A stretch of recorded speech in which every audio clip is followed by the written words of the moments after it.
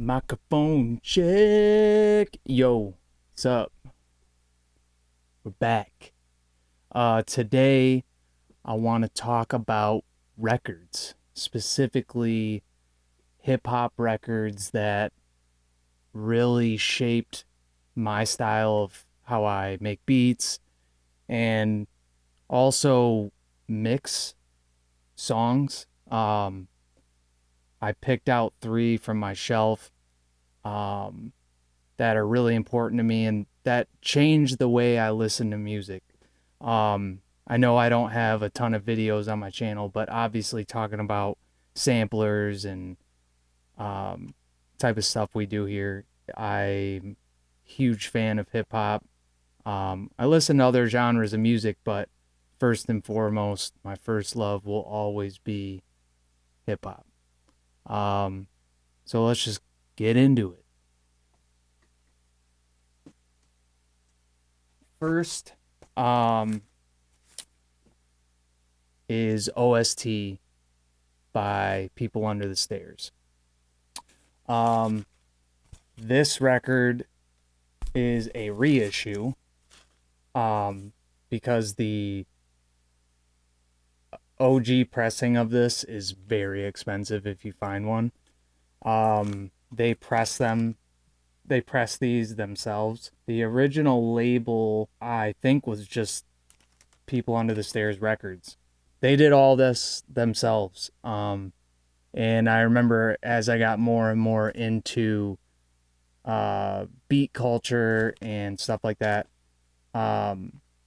just like realizing and learning that and how hard that is, I was like, wow, that's fucking incredible. I actually, when I first found out about this album, I was in Michigan growing up.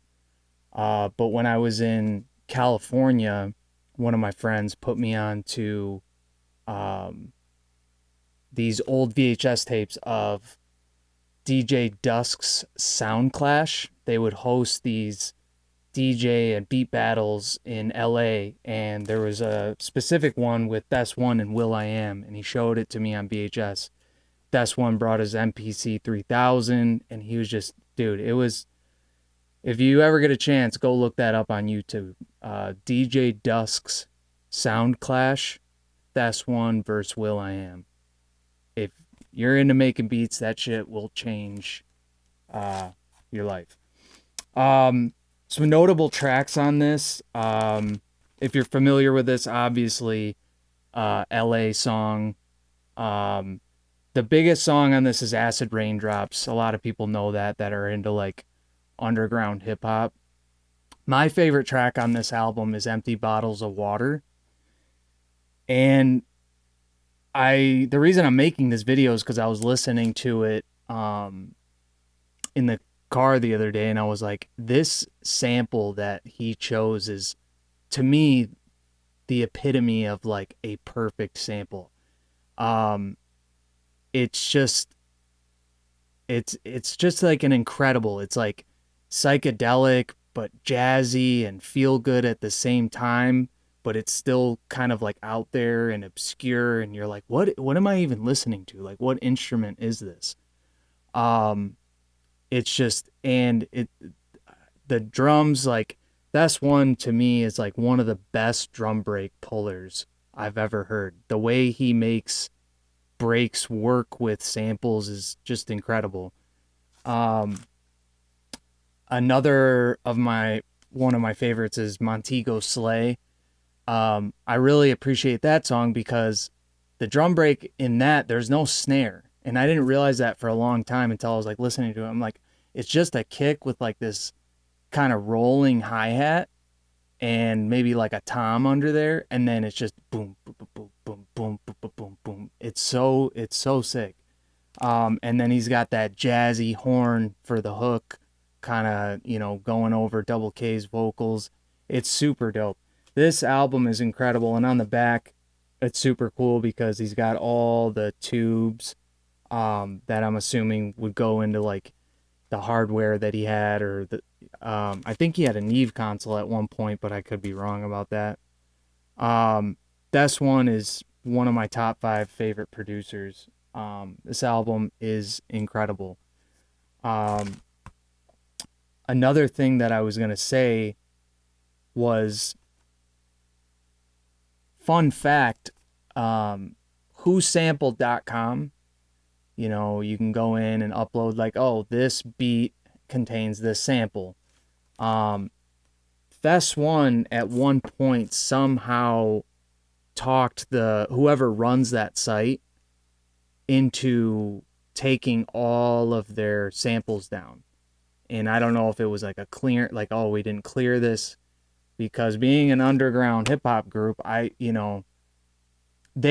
he always pulled some really obscure samples. But to this day, like, you can't go on there and look up any samples from this record. They're not on there. So I always thought that was pretty cool. But this record, if you've never heard it, listen to it. It's incredible. I don't know if I'm biased because I'm from Michigan, but One Below's Sonogram is, I think, one of the most incredible pieces of music that ever was released. Hip hop, or like, not even just hip hop. This record, front to back, is so unique and so, it doesn't feel like, sometimes when you're listening to like rap, especially from like the early 2000s, I don't know, sometimes it just feels like forced. It just feels like, I can't really explain it. Like, it's just like, okay, like, yeah, I get it's rap. We get it. This is just, um I don't know what type of tip he was on when he created this. I've seen some lore about, like, on Instagram from his page, about like how they did certain things on this record. But it's just, it's incredible. My favorite track on this record is Unparalleled Original. There's two versions of it on here. There's like a remixed, and then the very last track of this record is, it says it's the original. The beat on it is, I remember hearing it for the first time and I was like, I've never heard anything like this ever.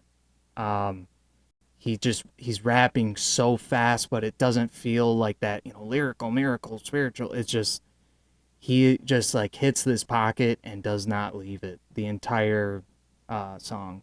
Um, Access, or Axis, um, is another really good one. It's got this incredible beat, and like the way he's rapping feels almost more like melodic than it does like rapping.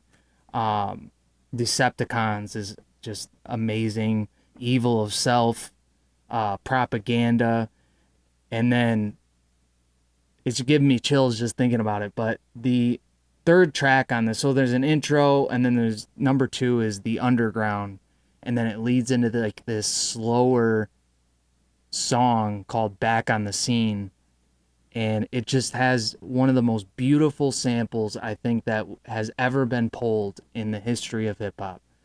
A lot of people know One Below, One Man Army from Binary Star, and their song Reality Check.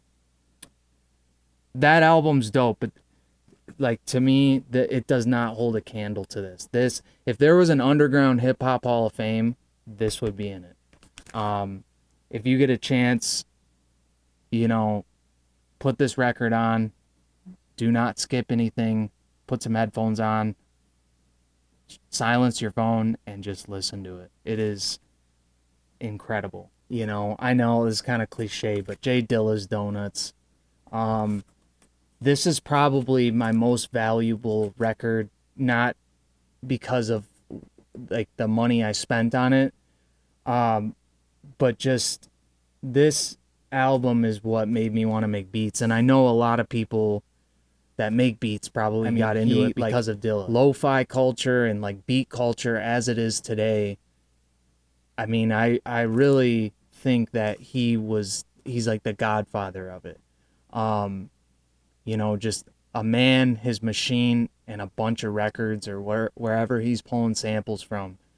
I really think Dilla um, changed the way we looked at like instrumental hip hop music.